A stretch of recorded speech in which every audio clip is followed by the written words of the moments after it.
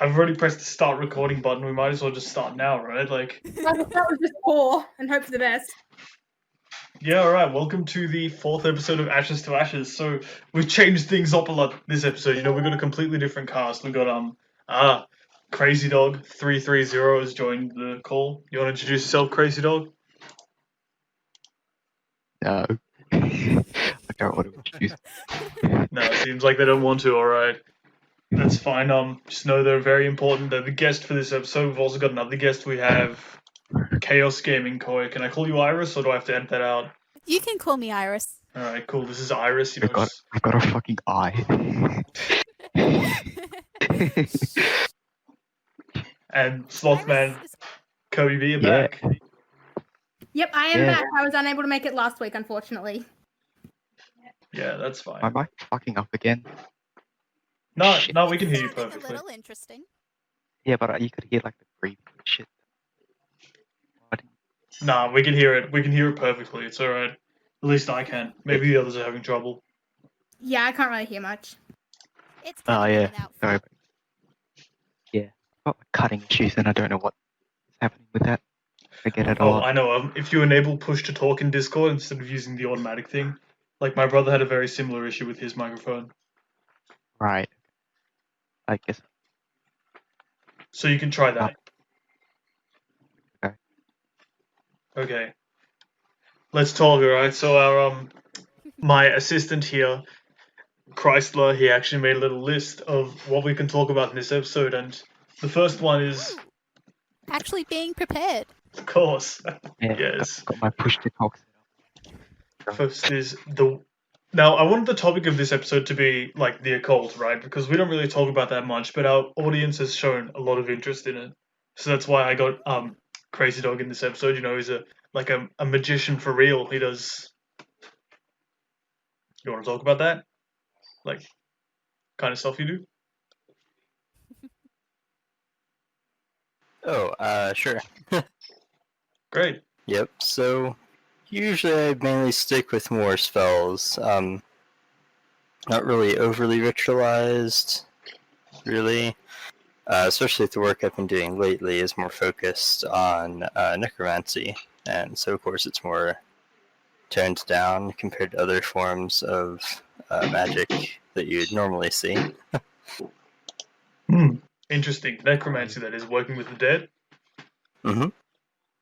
Nice. So, what do you do, like, with those necromancy? You don't, maybe, I don't know if this applies to the occult. Maybe a good magician doesn't reveal his secrets even in the occult. You don't have to do that. But just, like, what are your goals with these, with what you're doing recently? Well, a few different goals overall. One, this particular grimoire that I'm working with, or this pathworking, I suppose it's called, is supposed to help you become more in tune with the planar energies that it comes from. In this case, this would be the infernal undead plane. So essentially, you're learning to tune your body to the energies that come from that area. And then the way that this style of necromancy works is by channeling those energies into your workings. You're then able to use them to accomplish other goals. Now, mainly that's focused on communicating with the dead, as most necromancy is, I suppose. I see. That's Yeah, but it's pretty cool. that is cool. It's very interesting. Sounds very... Sorry, I didn't catch that. What does it sound very, Iris? It sounds very intriguing. Intriguing, yes. Yes, it does. Sounds like a lot of preparation, a lot of work goes into that. Until you're very dedicated to your, would you call it a craft? Yeah, I suppose so. I suppose more of an art, or Right. arts and crafts, maybe. Yeah, interesting. Interesting indeed. That's good. That's I good. find it interesting. What do you Do you find? mind if I talk for a bit?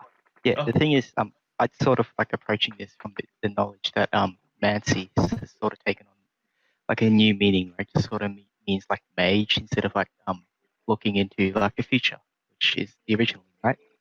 Okay. So I look at it from like a very like magic perspective. Like necromancy is like raising the dead instead of like talking to the dead. and that's like the new fantastic thing. I sort of want to get his opinion on these, like instead of it being like called the like change in meaning. pyromancy So like, or something. yeah. So Yeah, like how instead of pyromancy is actually working with like casting fire spells instead of just like looking into the future with fire, like how necromancy is raising the dead so we're instead saying, of like yeah. like I, seeing the future from the dead. Yeah, and the thing is with necromancy, although I have been studying some possible ways to raise the dead, I've never actually been able to do it myself, so or seen it done. So it's still in the realm of theory for me, to be honest. And if he did find a way to raise the dead, I'm sure it would be jumped on by everyone. maybe, but just a question: if you could raise the dead, would you? Yeah, that's like a moral question. Well, yeah, but Depends. moral questions still Cost- count, right? Like, we're talking like- to a real magician here. Well, I mean, I think if you're able to test this, you're morally obligated to give it a try for science. Good answer. Good answer. I like The that. question is who you would bring back, or what you would bring. Hmm. Who or what would Well, you that's a bring good back? question. I don't really have any plans to bring back anybody specific, to be honest. I'd probably just dabble with minor reanimations, creating different servants, such maybe ghouls, etc.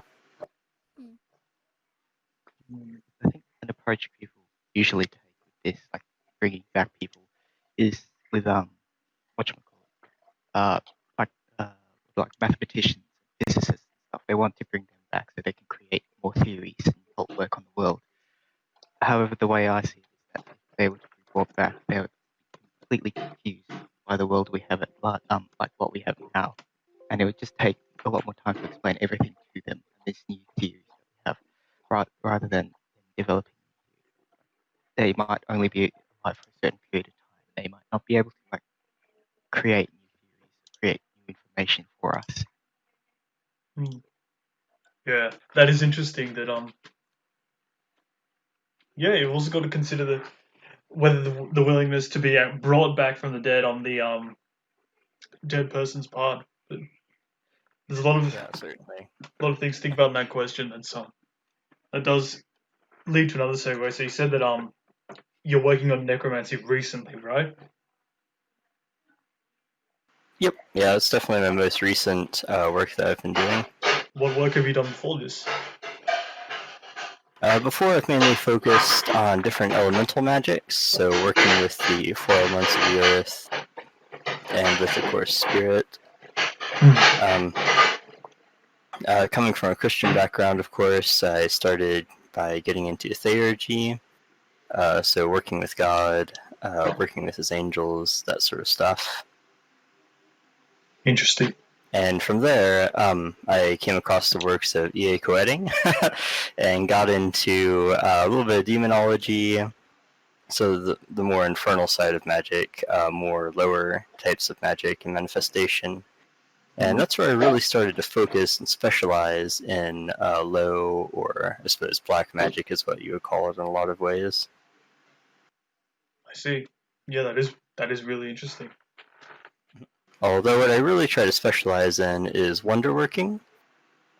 So a lot of that comes under, a lot of it handles different weather spells, affecting the atmosphere and such, so that it rains in certain areas.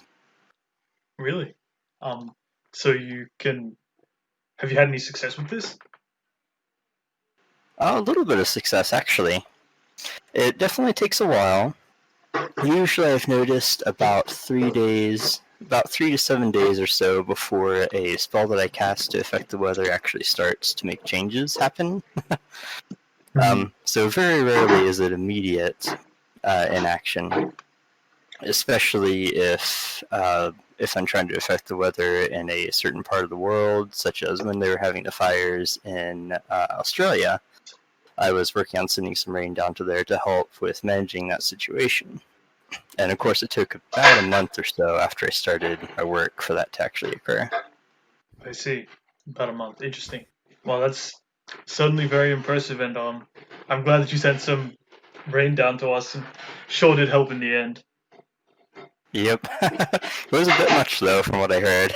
Yeah, a little bit too much if you think about it. All right. That's really where I see magic as more of an art than a science in a lot of ways. Because it's really difficult, at least in my experience, but I'm obviously not the best magician there is yet, to really gauge the effect of your spells and scope them to a specific potency, maybe. Now, for all those young sorcerers apprentices in the audience, what books or what would you recommend as a starting point for them to really get into magic?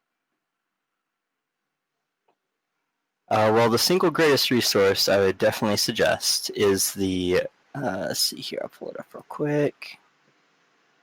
The Grimoire for the Apprentice Wizard by Oberynzal Ravenheart.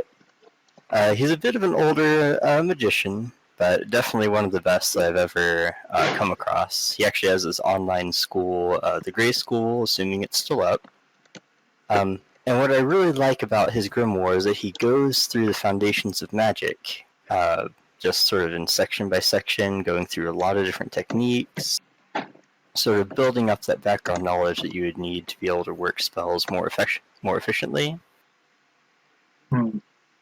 And provides a great introduction to the overall world of magic. But unlike a lot of other groups, which focus more on specific infernal areas, such as equating with Azazel, or different Wiccan groups, such as, or the, what does it call it, the Carolean group, I forgot what they were called. But they have some great videos too, by the way. All right. The way that Oberynzal Ravenheart comes at it is from a more of a neutral perspective, looking at the magic itself, apart from any sort of religious overtone. I see.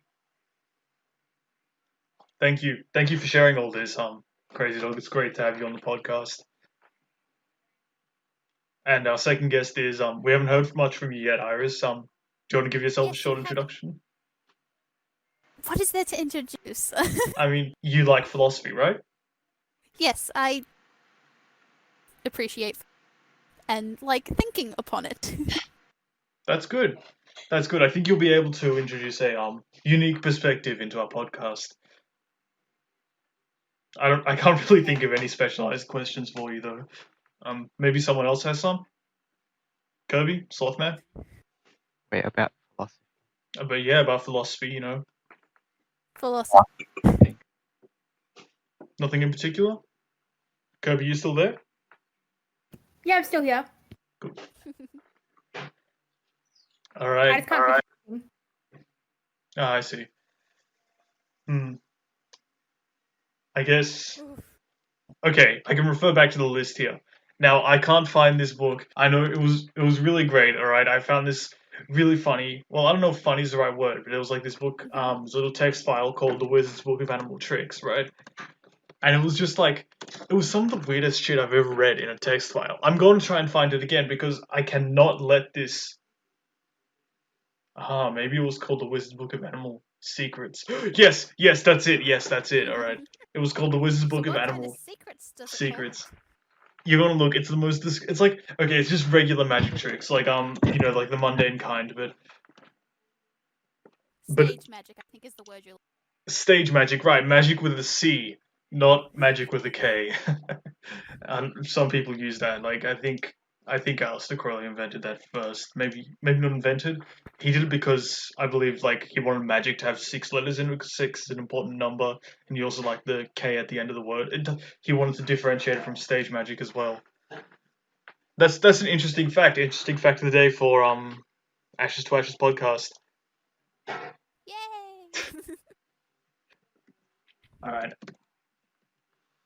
Hold up, I've like almost got it here. Different like that, magic with a K seems to be like this serious like stuff, where magic with a C is more the pop culture stuff, where the magic with a C is incorporated into pop culture, where it's like casting spells that do things immediately, and where it's like the more fantastical approach to it. Whereas the magic with a K is more like theoretical approach to things that I guess Yeah, people interesting. do want to do. Because I'm more into the magic with a C, I guess. I'm more into the pop culture stuff. I really love like all those things and how it like affects pop culture.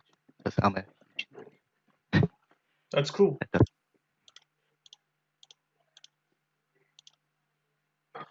All right. The Wizard's Book of Animal Secrets. Let's talk. It's this book, and it's supposed to show you how to like make animals do tricks, right? Now there are a few actually cool ones in there. I'm not going to just completely bash the book because I'm pretty sure like that's just it's gonna look bad. But it says like control animals, restore life, perform miracles. It's all stage tricks. I've read the book though. Like it's not like a I'm not bashing it. It's like a tabloid kind of thing. One of these tricks that I found really cool first was like how to get birds to flock towards you like whenever you whistle a few notes. And the trick was that you lie down on like a blanket or something at 5 in the morning, just before dawn, seeds in both your hands, bird seeds, both your hands, lay down, sprawled out. And when the birds get closer to you, you whistle the same few notes over and over again. And you do this you have to repeat it for about 10 days in a row. And eventually they'll start to get conditioned to that, right? Yeah. That's The, literally just I have conditioning. something to say about this, but continue. Go ahead. it's literally just conditioning. It's really cool, but it's a stage trick, and in the end, you whistle a few notes anywhere, and then these birds, because they just come flocking towards you. It's great. Yeah, what were you gonna say, Saltman? So I've actually seen this in practice. So my grandmother or grandfather used to get meat and just throw it out to the magpies outside. And so they'd start like predicting coming to it. You don't even have to make a sound. You just have to they just start coming. Like animals completely recognize patterns and things. So if you train them with like food or like another lure or something, you will eventually get them trained on something. This it probably isn't exclusive to birds. It's probably why dogs will come at a whistle or when you say their name. Yeah. And so these birds, like these magpies, would always come around at the same time to start squawking, and you just go out and feed them the meat, and they'd all be expecting it. They were fat as, but still a cool thing, Yeah. in my opinion. My In opinion. in your opinion, that all seemed pretty. Yeah. Yep. All right. But then, like, some of them are a bit more. How would you put it? Morally dubious, I guess. Maybe ethically. Like, Yeah. some of them are kind of nasty. Like, okay, so there's three types of tricks in that book that I really noticed. And the first type were like sort of wholesome ones, people are gonna go, oh, that's cute, and the method is cute. There's nothing really. It's fun for the whole family. There's no harm involved.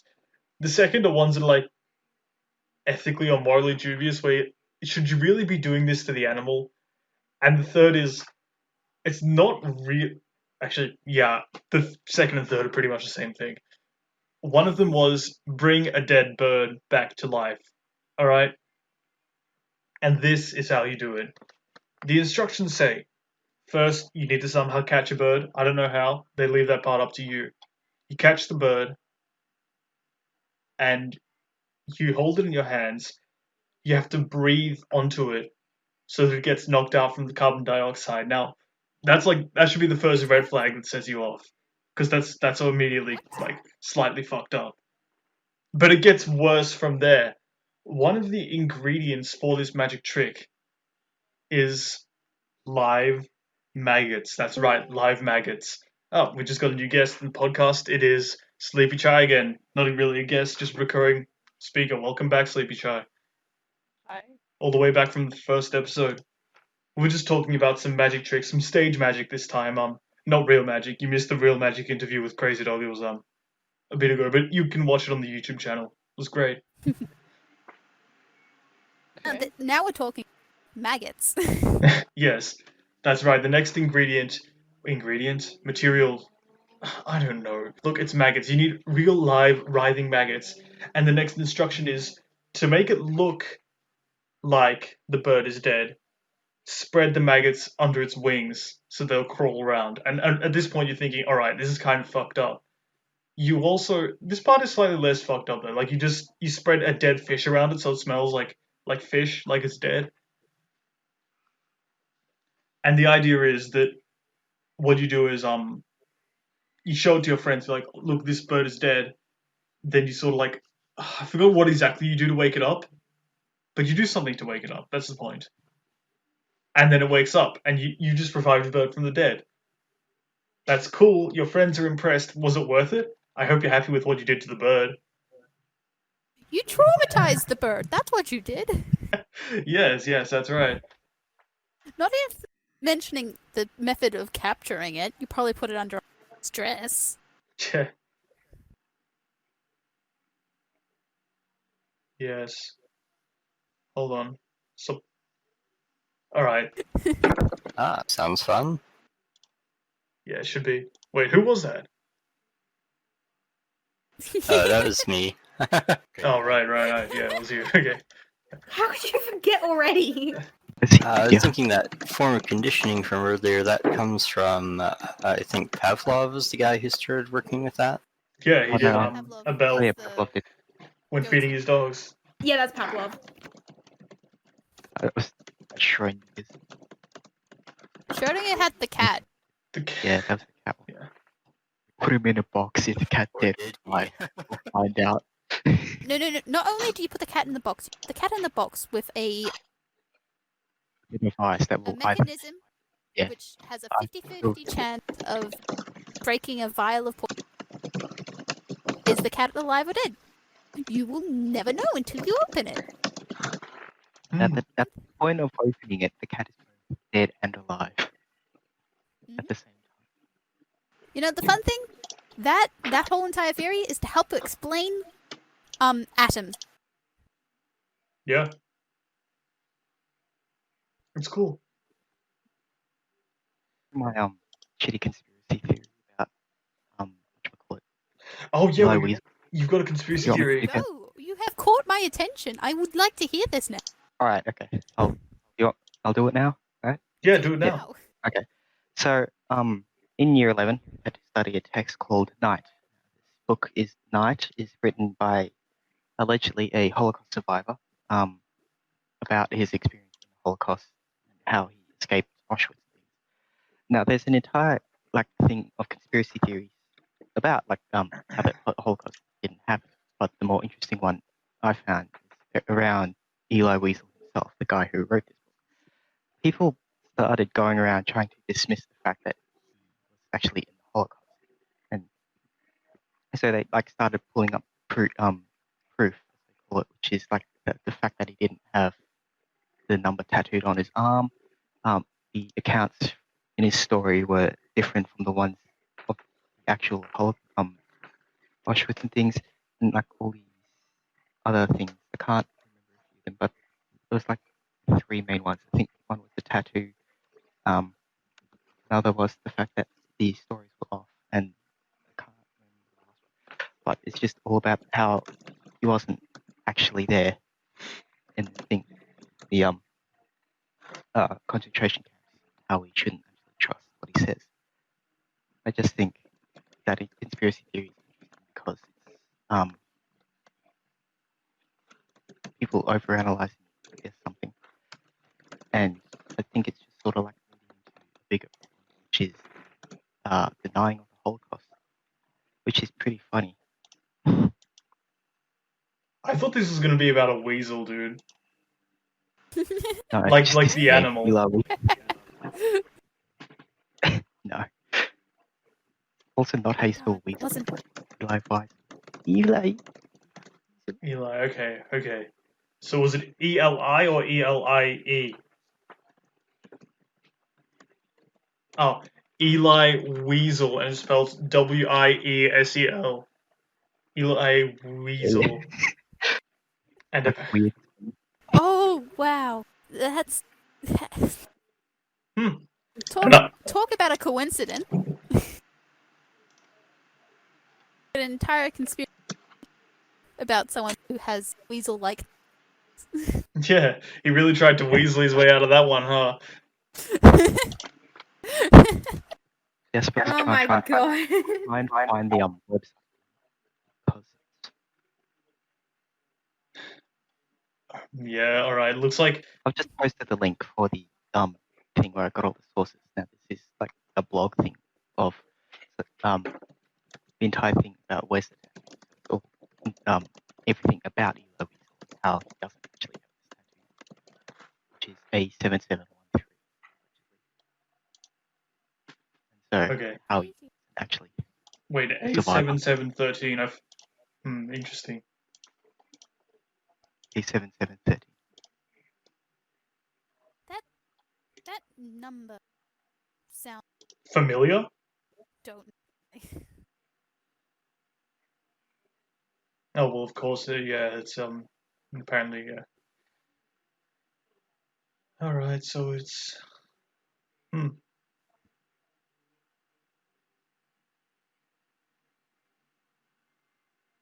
wow, that is crazy. And they got you to read this book in year 11. Yeah, and like basically overanalyze it. And it's because I'm a year 11. I got bored in class and Hmm. stuff.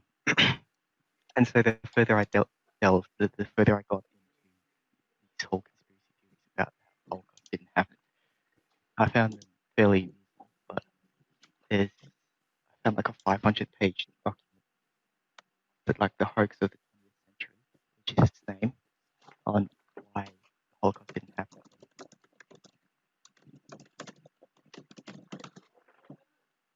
I see. That's yeah, certainly is Certainly is interesting, to say the least. That's right. All right, what's next on our list? Terraria feng shui. All right, this one's quite interesting. Now, does everyone know what feng shui is? For like those of very you in the Rough audience understanding. who aren't in the know, feng shui is basically this idea of, and now I'm oversimplifying it here, but it's the Chinese idea of arranging furniture in a certain way to bring good luck. And this good luck comes in a few different categories, but it's all about arranging the house in your proper way. So Terraria introduced this idea of feng shui into its game, sort of, with the 1.4 update, and that's interesting. All right, that's very. Let's hear about it. Okay, so Terraria has a new concept called luck. What were you gonna say, Iris? Sorry.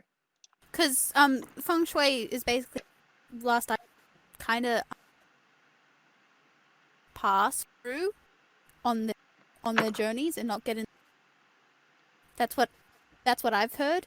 So the idea that Terraria, which is enemy creatures that could do theoretically through, sounds interesting to me. Yeah. Well, good. That's good because right, how energy passes through. Okay. Terraria introduced this concept called luck. Two different versions. I think that which is based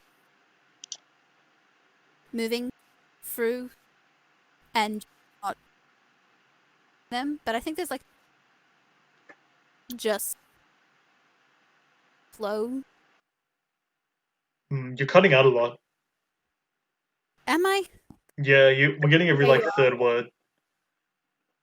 That's not good. Oh, now it's a bit better.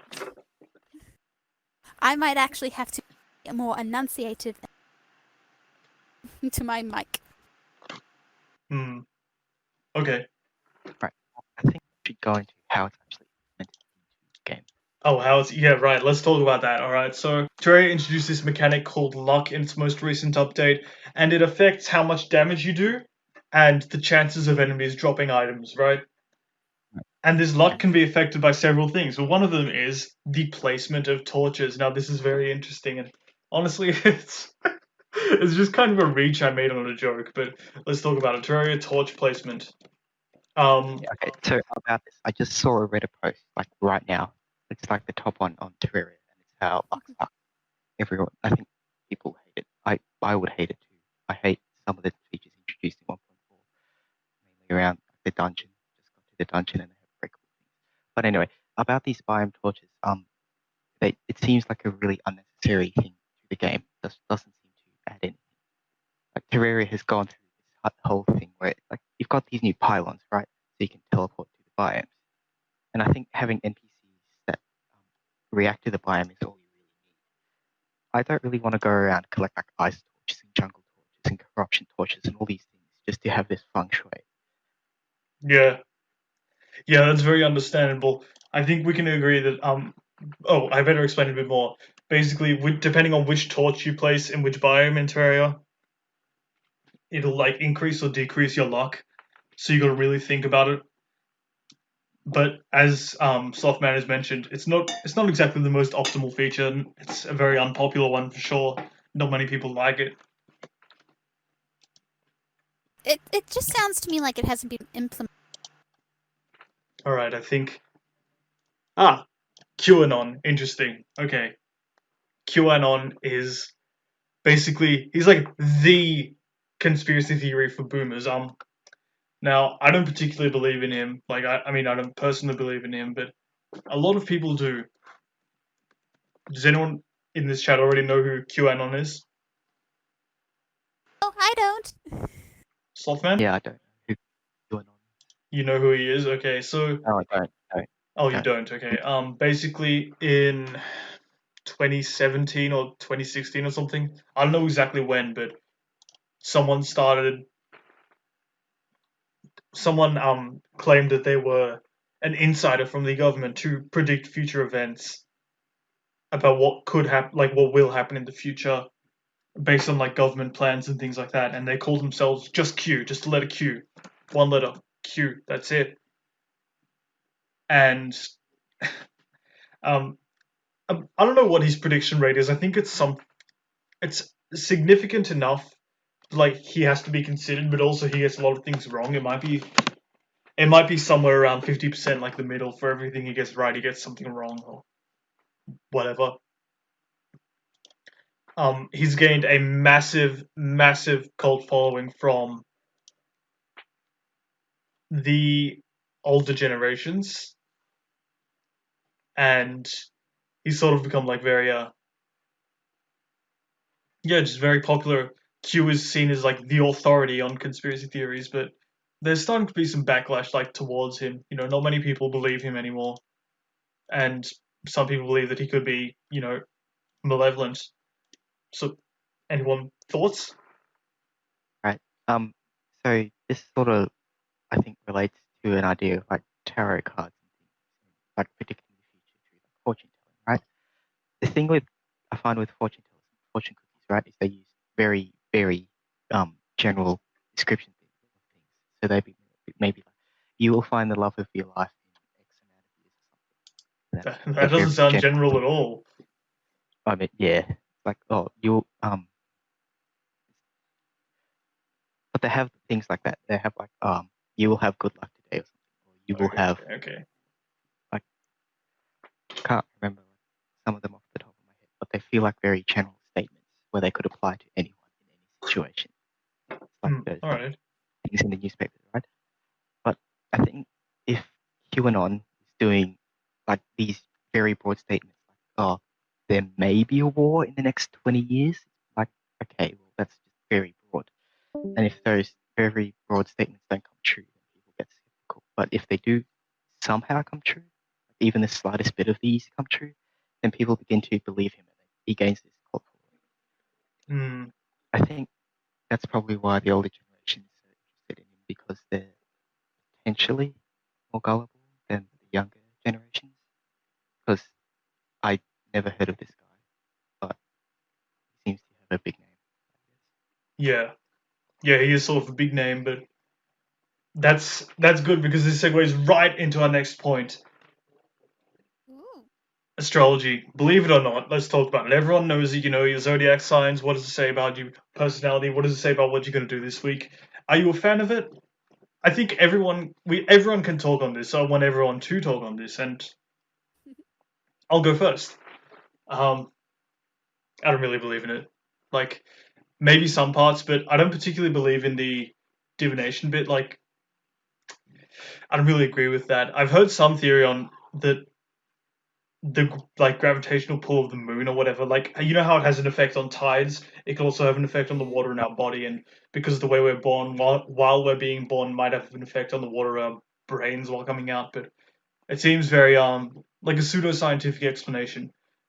While I can relate to my own astrological sign, which is a Virgo, quite well, I think it's sort of a coincidence because I can also relate to other ones like Leo, Gemini, like even Taurus a little bit. I think it doesn't really matter that much. Slothman? I'm not a big fan of them. I think bullshit.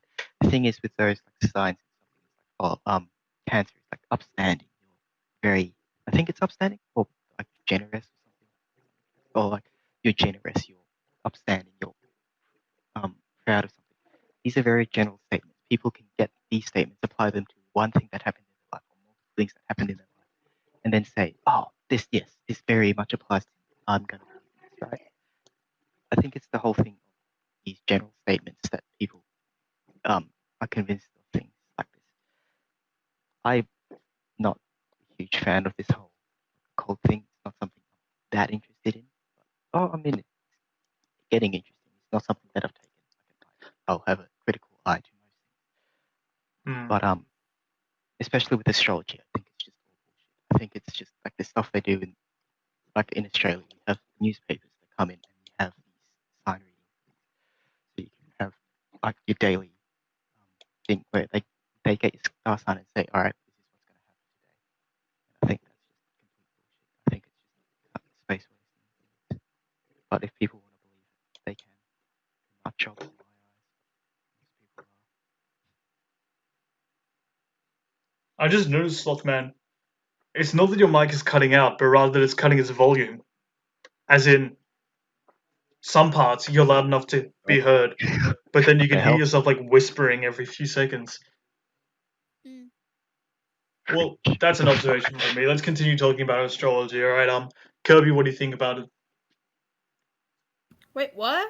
I kind of zoned out for a second. We're talking about like star signs and stuff. Do you believe in them or not? I don't really have an opinion on astrology, to be truly honest, though. What's your zodiac sign? My zodiac sign is Capricorn, so I don't really know if I relate to it much. Interesting. I'll leave it up to you guys to decide if I relate to anything to do with Capricorn or whatever. I can't English either. What the heck? Wait, what was that, Iris? That requires me to know what Capricorn. Yeah. And what about you, Iris? How do you feel about it? Okay. Complicated relationship. I greatly enjoy the memes and jokes that can come out of it. I like the idea of having fun realizing an arbitrary. I don't like the to take it seriously. Yeah. All right. I also especially don't like the fact that if you actually look into it, astrology doesn't just involve when you're born and one sign. You get there's a sun sign, there's a moon sign, and there's like one for every planet. You get a whole natal chart. Yeah, it's like, why? Whoa, okay. This is just to explain away the fact that some people don't fit into the first thing. Yeah, they say that the sun sign is to represent most of your characteristics and personality, and your moon sign, which can change every 2 days.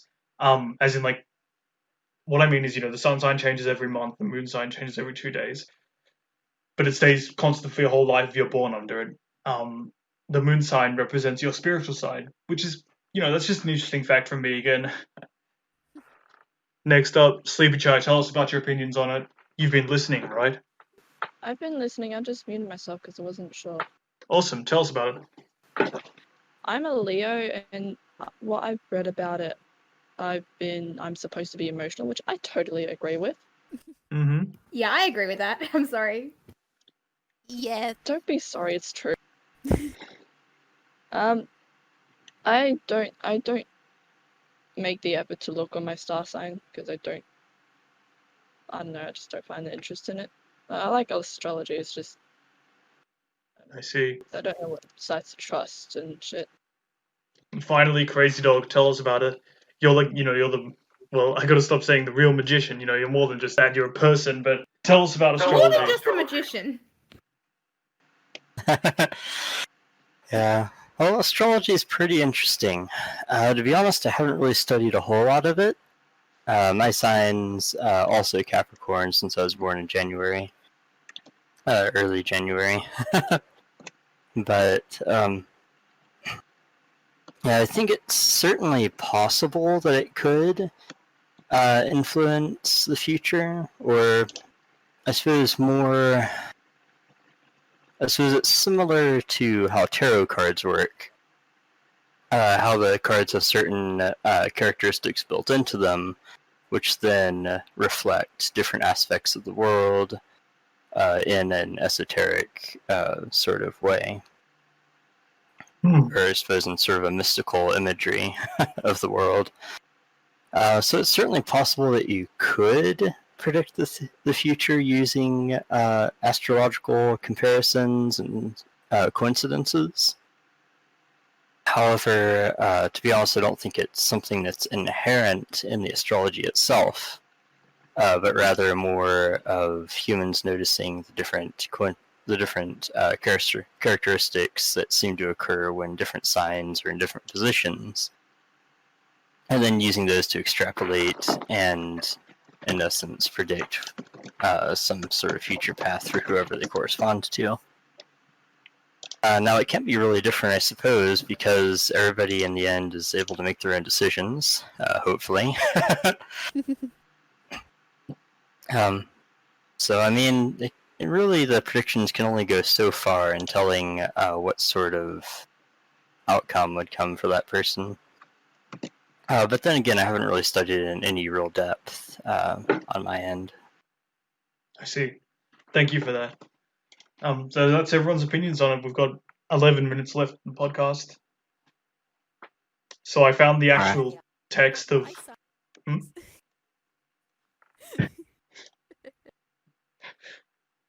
I found the actual text for the Wizard's Book of Animal Secrets. It's in the chat there. You can have a little read of it. There is the second one I wanted to talk about, which is. Hang on, where is it? It's about making a chicken. Yes, here it is. How to find a dollar bill or ring within a fresh chicken egg. So you have to boil the ring or dollar bill and allow them to cool. After the chicken lays its morning egg, the magician takes the ring or dollar bill and inserts the item deep within the birth canal of the chicken. So you're saying we've got to shove it up there? Yeah, I just wanted to let that sink in there. Oh, man. That's the last thing I wanted to basically have in my mind. An egg will form around the item so placed and will be expelled the next morning. The chicken none the worse for the ordeal. What is the benefit of doing this? Other than like the trick. I mean, it's just a magic trick. You get a little smile out of your friends. Maybe I reckon if you did this back in the day, you get really famous. Like, yeah, the thing is, magic is all about like sleight of hand, right? It's not actual magic; it's sleight of hand. Wouldn't you be able to like crack open the egg and then somehow slip the ring in? Wouldn't that be like 10 times easier than like shoving? Yeah, but like it's way cooler. Imagine this, right? Imagine you have the egg on hand, and like I mean, people are gonna know it's a trick egg, but whatever. And you actually wait for the chicken to lay it, and you go, oh look, the chicken laid an egg. Like you hear a little audience member, why don't you crack open the egg and see what's in it? I've put a ring in there. Like no sleight of hand done on your part. You can just like that's the real magic there. The real magic is preparation, and when that preparation, you can't even tell it's there. Amazing, all right. But it's again, don't do that, all right. Like, don't stick your hand up a chicken's birth canal. It's disgusting. All right, final topic of the day. The new mutation of coronavirus has emerged more contagious than the original. So it's an LA Times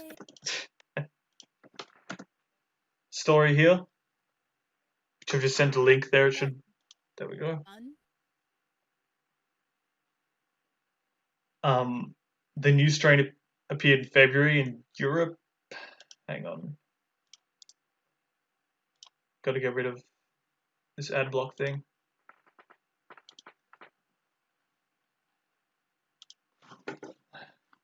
Hate having to disable ad blocker on these sites.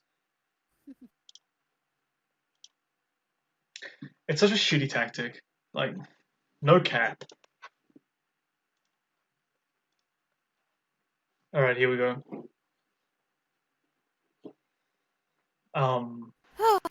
New strain appeared in February in Europe, migrated quickly to the east coast of the United States, and has been the dominant strain across the world since mid-March. So, it's, I mean, kind of old news, even though it was reported recently. Yeah, it was reported about 15 days ago.